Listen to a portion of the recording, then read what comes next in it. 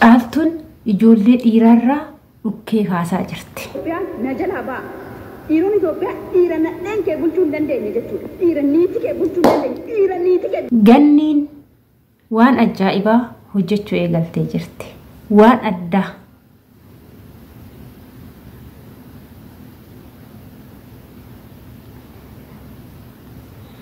Tigist Iluu dabbasaan ishii dheerachuu didee makaraa argisiisaa jira.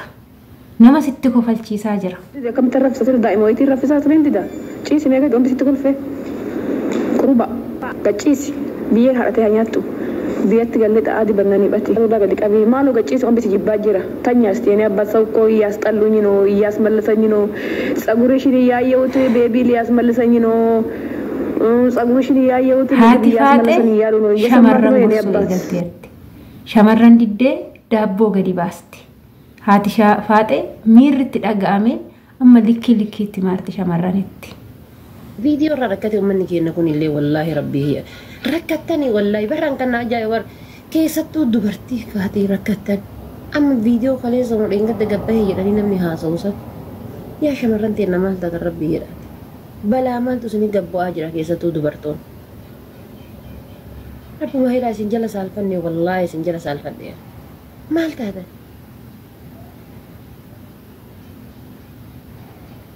wallaahi maal inni mian bermegavi wanita itu atin Khadijah da ebi yokan mo oira mo obuleti tenteti Safiya roka mo Jamila kayo barbade mari hargat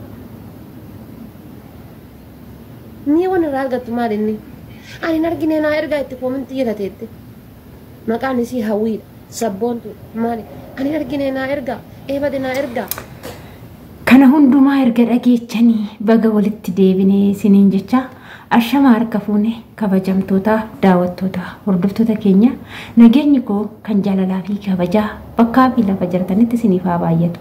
Anis obboleettiin keessan bakkaa fi lafa jirutti waaqayyoof galannaa ga'u nagaa fayyaa kootidha. Isinis akka nagaa fayyaa naaf taatanii waaqayyoorraa abdii guddaan qaba. Egaa akka warroonni mana kanaaf haaraa taatan like, share, subscribe gochuun dagatinaa warroonni wajjin turtan ulfaadha galatoomaa siniin jecha viidiyoo jalqabaa irratti yoona sinii jalqabe jechuudha. Caaltuun dhiirota baay'ee arrabsaa jirti. Dhiirota Itoophiyaa jettee baay'ee arrabsaa jirti. Akkuma argitan sanii jechuudha. Hin beektu. Dhiironni Itoophiyaa walii lama jechuudha. Dhiirota jennee yoo arrabsine hundi isaaniitu dhiiraa. Dhiirota kana keessatti maanguddootu jira, abbootii keenya jira, dhiirota gaariitu jira. Kanaafuu walitti qabanii nama arrabsuun immoo waan namarraa hin eeggamne jechuudha. Nama badii qabu san yoo beekan addaan baasanii ati nama akkanaati, ati akkasiidha jechuudha malee dhiirri hundi dubartii ofii fuudhee namni biyya Arabaa ergatu hin jiru. Kan biyya Arabaa ergates immoo haadha manaasaa gammachiisuu fi galgala ganama hojjetee kan dafee gara haadha manaa ofii galfatee jireenya gaarii haadha manaasaa wajjin jiraatu jira. Dhiirri tokko kashalaphee yoo ta'e hundi kashalaphee miti. Kanaafuu caaltuu keenya yeroo nama arrabsitu waan jettu san laalladhu siin jenna. Maaliif jennaani walitti qabdee hunda osoo hin taane ijoolleen amma fuutan maaliif akkas shamarran gootu jedhii yoo dandeeche haala saniin adda baasitii arrabsisiin jedha. Inni biraa ganni oorootti sinii deebisa. Ganni ooroo akkuma argitan duraan Joordaan turte. Joordaan teechee Itoophiyaa irratti waan ajaa'ibaa biyya Joordaan ta'anii Itoophiyaa irratti mana ijaarrachuu jechuun baay'ee waan nama ajaa'ibu jechuudha. Garuu ganni ooroo biyya Joordaan biyya xiqqishuu biyya tuffatamtu san teechee Itoophiyaa irratti Adaamaa irratti mana ajaa'iba ta'e mana kaartaa pilaanii qabu ijaarsifattee jirti. Intala kaayyoo qabduudha jechuudha. Ani dhugaa akkana yuushii seene gaafan seenaa duuba ishee dhaga'u baay'ee natti tolte. Akkasumatti immoo gara Dubaay ceete erga Dubaay ceete immoo namni haarawaa achi biyya san dhaqe silaa xiqqoo ishii hin bashannanaa na argaa jedha. Ishiin guyyaa tokko odoo na argaa hin jedhin gadi jettee gara hojii itti fakkaatutti seente. Maaliif jennaani qaxalee intala kaayyoo dubartii cimtuu kan jedhamte keessaa tokko yoo taatu erga Dubaay deemte waan ishiin jammarte argitanii jirtu. Amma immoo caamota garagaraallee seesiftee jirti. Warroonni ishee jaalattan caamota kanallee ijoolleen Dubaay jirtan irraa xalabadhaa. Intala qaxalee kana jajjabeessu yaada. Warra soddaa yookaan namoota biraarraa bituu irraa ijoollee teenya ijoollee Oromoo akkanatti ciccimanii guguddachuuf yaadanii jabeessuun nutti haa baratu isiniin jira. Dhugumatti fakkeenya shamarranii fakkeenya dubartoota taatee kan argamtudha jechuudha. Ganniini baay'een itti gammadee dhugaa rabbii dubbachuudhaaf maaliif jennaan hunduma keenyatti hamilee hortee hundi keenya akkas akka taane fataa jennu nu gootee jirti jechuudha. Dubartii jechuun dubartii akkanaati. Waaqayyo isii haa eebbisu. Ammallee bakka ishii yaadde Waaqayyoon ittiin haa ga'u. Dhugumatti qaxaleen talaati. Qaxaluman talaati dhugaan isiniin jedha. Jabaa dhobboleettii keenya isin jechaa isinillee jabeechaa Oromoo jabeechaa. Intala tana jabeechaa dhugaa wajjin dhaabbadhaa hundumti keessanuu isiniin jedha.